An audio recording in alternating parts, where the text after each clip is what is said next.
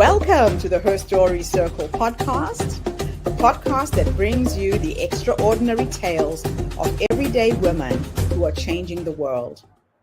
I'm your host, Gertrude Mache, and I'd like to acknowledge traditional custodians of the land on which we meet today. I also like to pay my respects to elders, past, present, and emerging. Every week, we dive into the lives, challenges, and triumphs of women from all four corners of the globe. We're here to inspire, enlighten, and connect, sharing stories that uplift and empower. So grab a cup of coffee, settle in, and join us as we explore the incredible journeys of women shaping our future. This is Her Story, where every woman's voice matters. Hello, everybody, and welcome back to the Her Story Circle. This is Gertrude Mache here in beautiful Melbourne, Australia. And today I am graced with the presence of yet another fascinating young woman. Welcome, welcome, welcome to our tribe. Please tell everybody your full name, where you're based, and share your story with us today.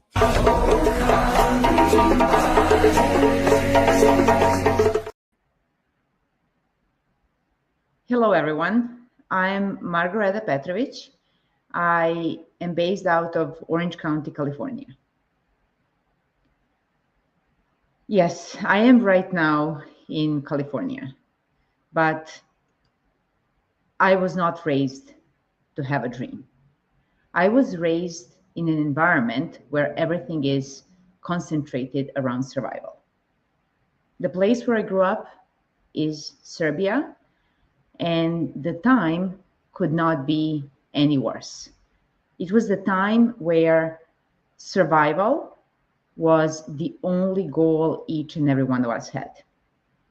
It was time of war, sanctions, hyperinflation, high uncertainty. If you name a problem, we had it. And I just did not have even a thought of asking, what do I want? The only thing I ever asked myself in that environment is, how do I get through the day? That was just the norm.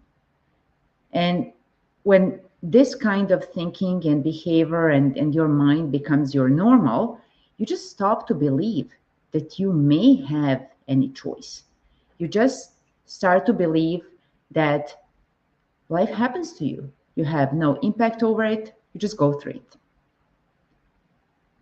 And then things changed. In 2008, I came to Chicago with one carry-on. I had no plan. I had no network. My English was very limited. And I even had very little confidence to speak whatever I knew how to speak. So everything that was my comfort zone, everything I knew was just gone. And it gets worse. I remember the place where I lived. It was super bad. Old buildings, horrible architecture.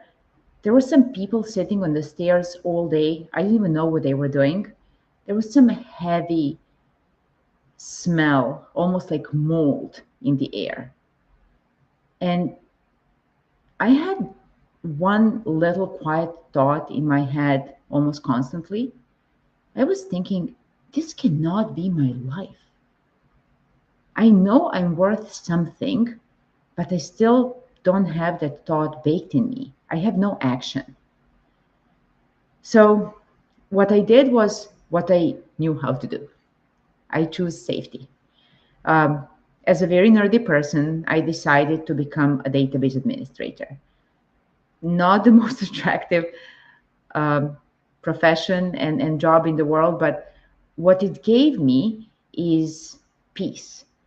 Technology, and if you know anything about the databases, they just don't judge you. They don't care about how good or bad your English is. They don't care about your accent. They don't really question whether or not you're present. You just perform. You get your job done, you deliver, you survive. And for a while, coming from nothing to something close to nothing, but still not nothing anymore, it was enough. But here's the truth: survival is not the same thing as living. So a couple of years passed, and at that point in time, I was pregnant. And when it rains, it pours. Life gave me an opportunity to move to where I am right now, and that is Orange County, California. It is a beautiful bubble. It's a land of paradise. This is a completely different opportunity that I have, a life that is the opposite of what I had at that point in time. It was supposed to be a better role professionally, a better future, a total reset, and potential hope for better. So I got excited, and I went to my husband to tell him, like, great news, we have this chance, let's go ahead, jump right into it. And to my surprise, he just stared at me and said, no. He did not want to go. He wasn't ready. And in that specific moment, something shifted inside me. I'm thinking, why would I wait? I'm going. I pronounced it with full confidence and the decision that happened in that very same microsecond. I was alone. I was pregnant. I had zero certainty. And I had no clue how it would work out. But I knew one thing: staying in that horrible environment would cost me more than leaving. And that was the first time in my life I stopped asking for permission. I gave myself a permission. I started making decisions regardless of what the environment and even those that are next to me would care about. So that decision was the most important one, or at least one of the most important ones I made for myself. And it changed everything. From that point on, my career skyrocketed. I built an amazing career in cybersecurity. And the rooms where I was in were often filled by men only. I was the only woman for the most part. And I was the only one with my background. So I had to learn to adapt, to fit in, to be less of what made me different, so I could belong. And it worked.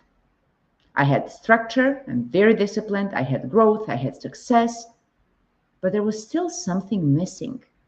Because even when you succeed, if you're not fully yourself, you still feel like you're hiding.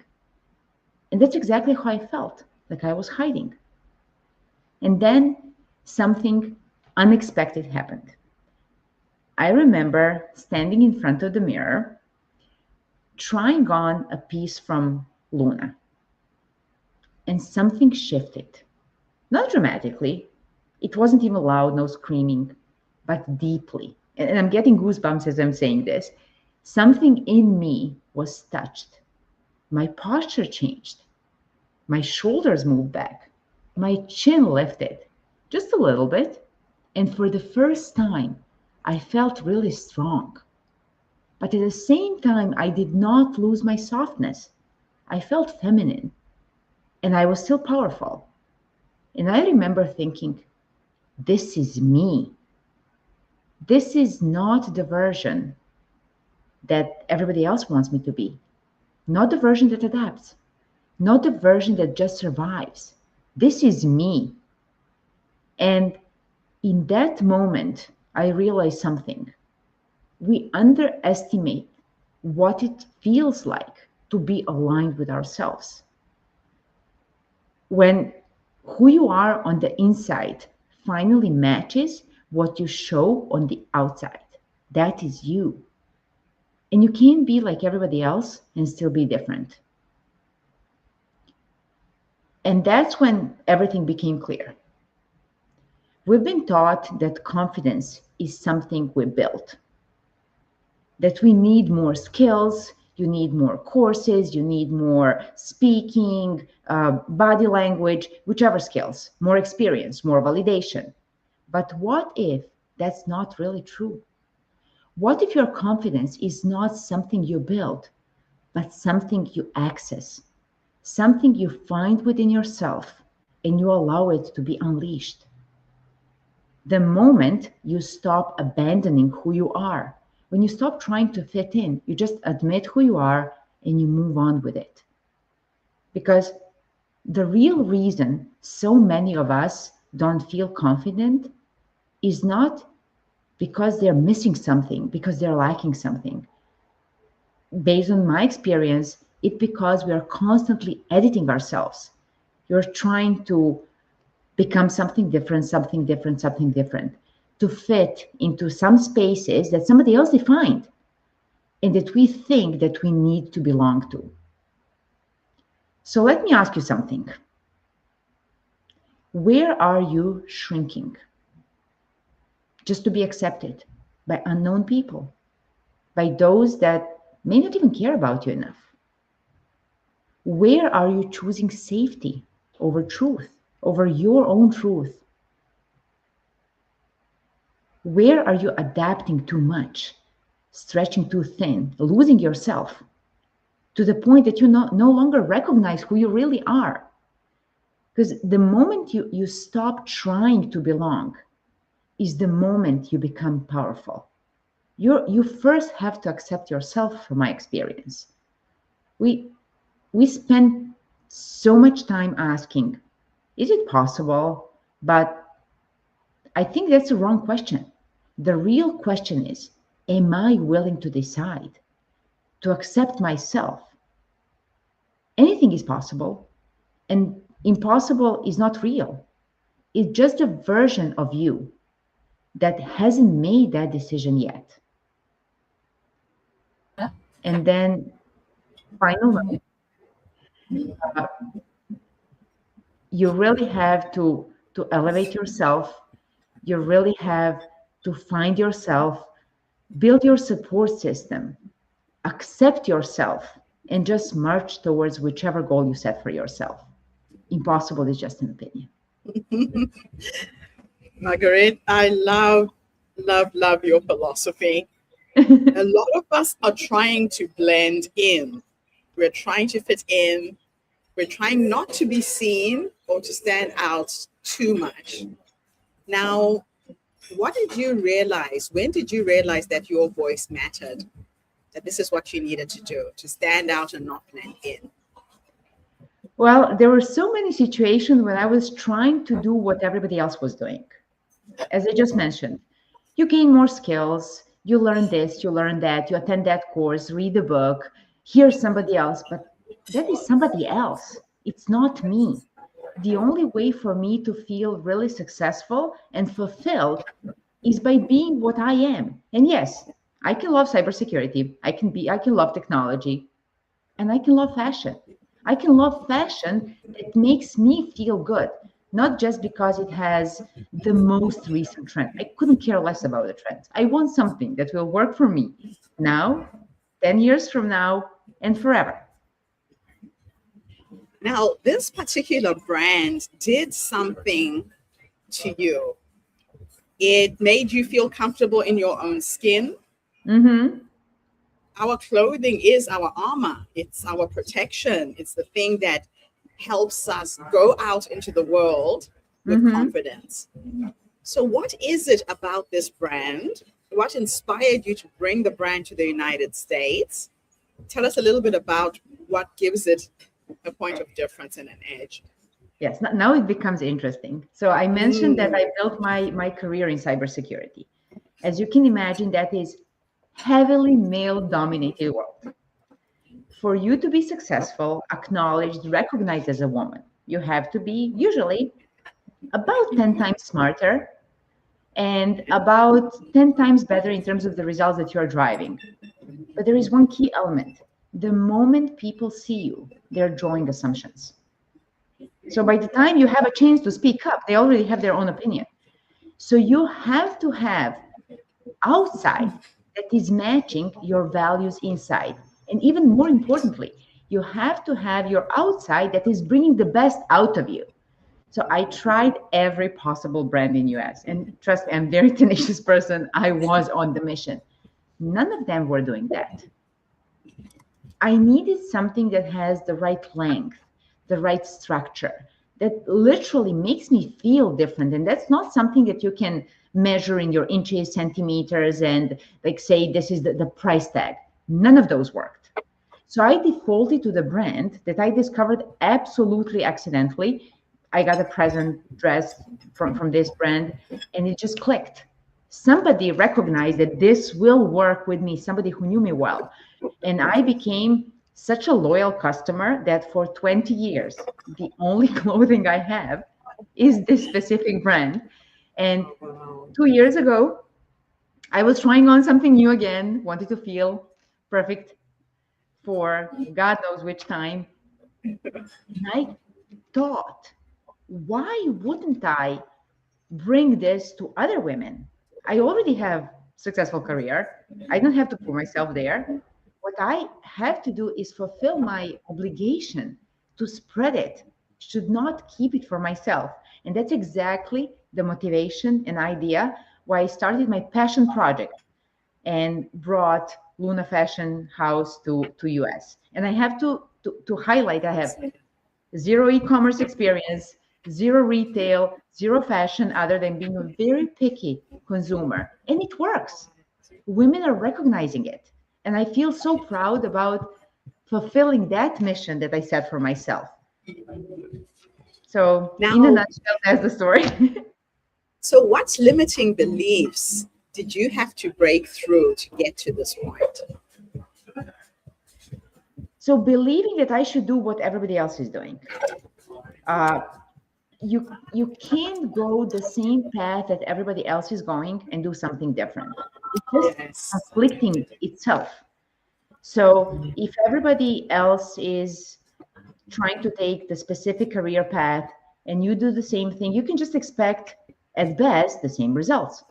If you decide that you want to take a little bit scenic route, you may discover and achieve something different. So you have to give yourself a chance to be yourself. There is no way, in my opinion, to be successful if you don't have that passion and drive. And passion and drive come from accepting yourself and being true to what you believe in. So what advice would you give to women who feel invisible or unheard? Oh, I have too many of them, but I'll try to put it in a nutshell before it turns out into a long monologue. The first element is to know what your strengths are and weaknesses and play on your strengths. Okay. The second part is to build your support system. Successful women need support. They don't need to be just strong and empowered. They have the right structure that is standing there behind them and giving them that right confidence. And number three, in my opinion, the most important, do not give up. If you believe in something and you have that little voice in you telling you this is the right thing, just follow it. Just listen. Yeah, I love that. So how do you handle fear, doubt, and imposter syndrome? Well, imposter syndrome, I don't have that. That's like surgically removed right upon after I was born. But when it comes to fear, I actually default to action item. So when there is something I'm afraid of, I have to define what is it I'm afraid of, and I have to have a plan of attack. And sometimes fears are bigger, sometimes they're smaller. So I slice and dice into smaller ones, create a path, and just do one by one. The fear shrinks, your belief in yourself, your self-confidence grows, as well as your like self-fulfillment with anything that you're achieving. I like that. There's an African proverb that says, how did the ant eat the elephant? And the answer is one bite at a time. So you're basically saying if the problem looks too big, chunk it down to the smallest possible step you can take to achieve that goal, right? Exactly. And then I'm naturally a very structured person. So slicing and dicing and then forming a plan of attack. I know it sounds horrible, but it's really how to attack the problem and make it work for you. That's exactly what proved to be successful so far. So, how does your brand empower women to feel confident, seen, and to expressive through fashion? So we are very careful in terms of picking the materials. We do not have any kind of mass production sweatshops or similar. And it's not because we don't believe they can successfully create good quality products, but I believe that energy shows. You need to have women that have balanced lives. You need to have energy going from creators all the way to the end product for the energy to shift properly. So Right. that is number one. Number two, with all the respect to the boys, and I spend a lot of time with them, I don't think they really know how it feels to wear a woman's suit or a dress. They have no clue what is my perfect length of the sleeve that is going to allow me to feel good. And we are not trying to make women try to fit into a stereotype of specific body type. No, we change, we gain, we lose, we have this shape, that shape. You should feel beautiful and you should feel yourself regardless of what your body shape is. So it is, again, coming back to my original philosophy, accepting yourself and finding what works for you, not you trying to fit into the box. So that's exactly what we are doing as a brand. And so far it worked. And I hope it's going to work for a long time. So, what challenges did you face in building the Luna Fashion House, and how did you overcome those challenges?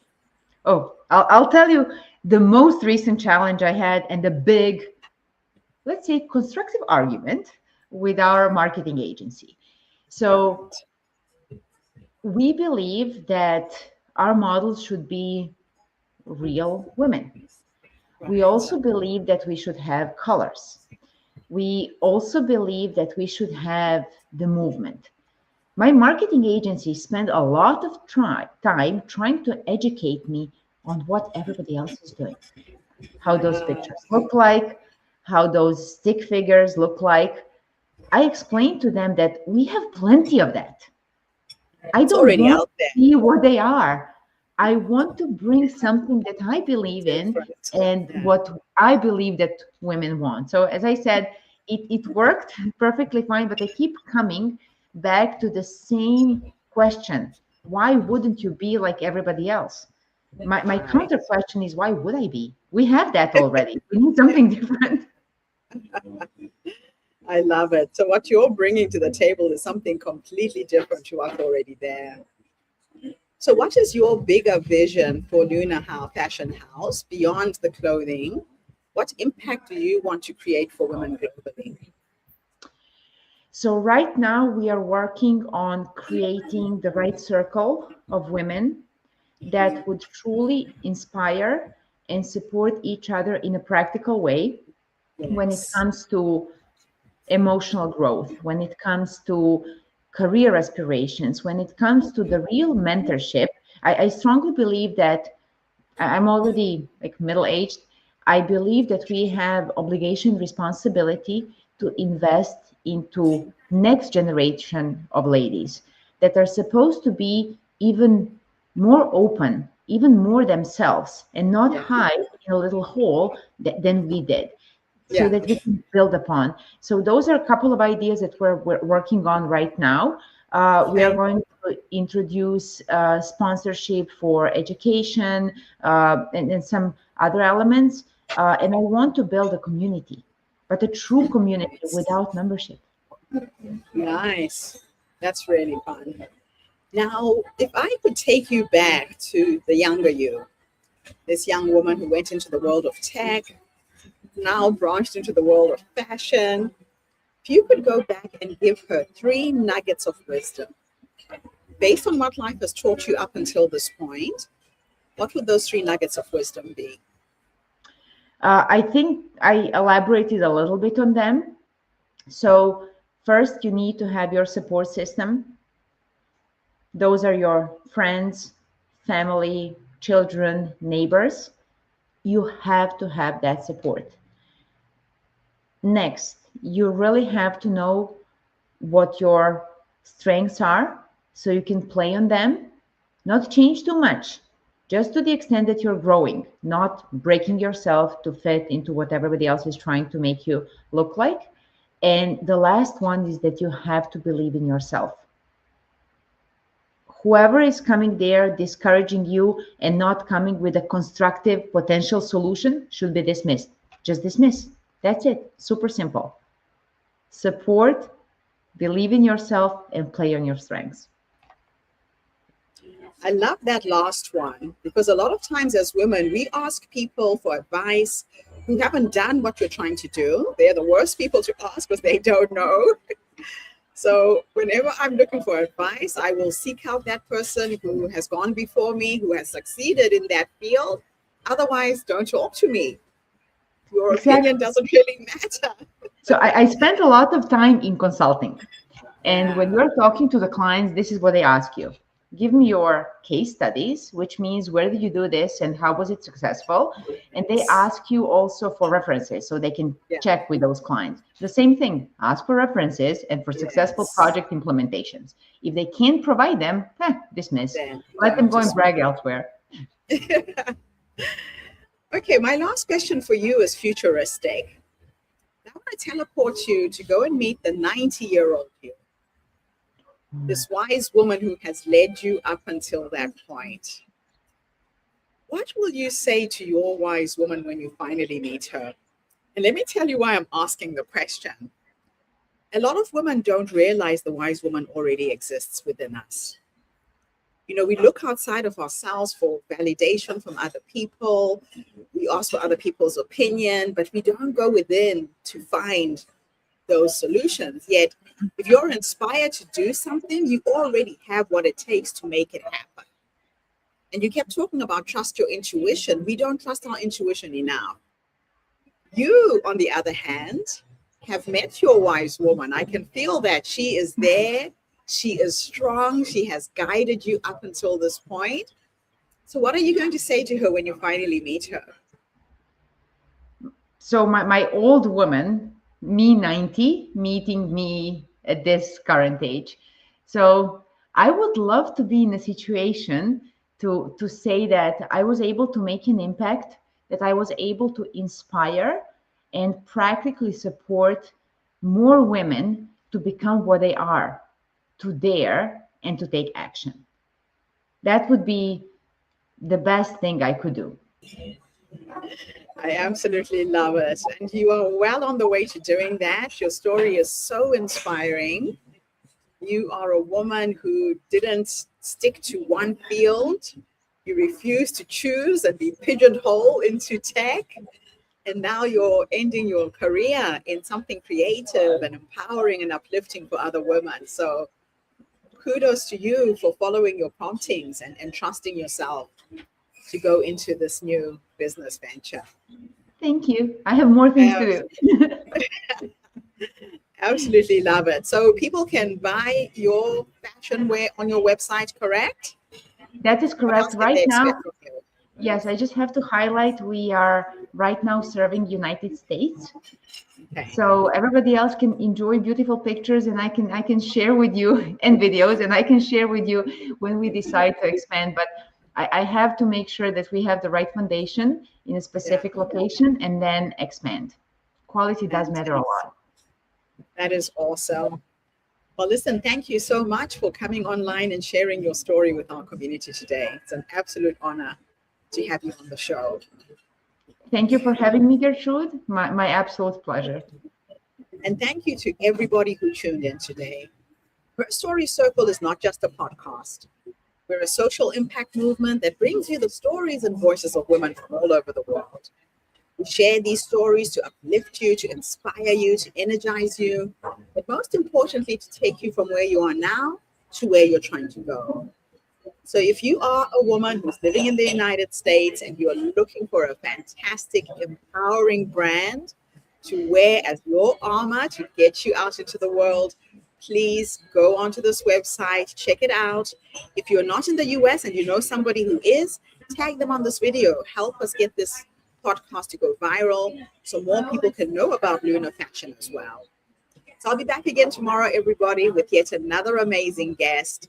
In the meantime, have a fantastic day, morning, or evening, wherever you are in the world. And Margareta, thank you so much for the interview. Thank you. And thanks to all the ladies. Bye for now, everybody. Bye-bye. Thank you for tuning into the Her Story Circle podcast. I hope today's story has inspired you to believe in the power of our stories and the difference you can make in the world when you use your voice. I'm Gertrude Mache, and it's been an honor to share this space with you, where voices from all walks of life come together to weave a rich tapestry of diverse perspectives. Don't forget to subscribe, rate, and review our podcast to help us share these stories with more listeners. Follow us on social media by looking for the Her Story Circle podcast for more updates. And join us tomorrow for another episode filled with courage, resilience, and empowerment. Remember, your story matters, and together we're building a stronger, more inclusive world. Until next time, keep making her story.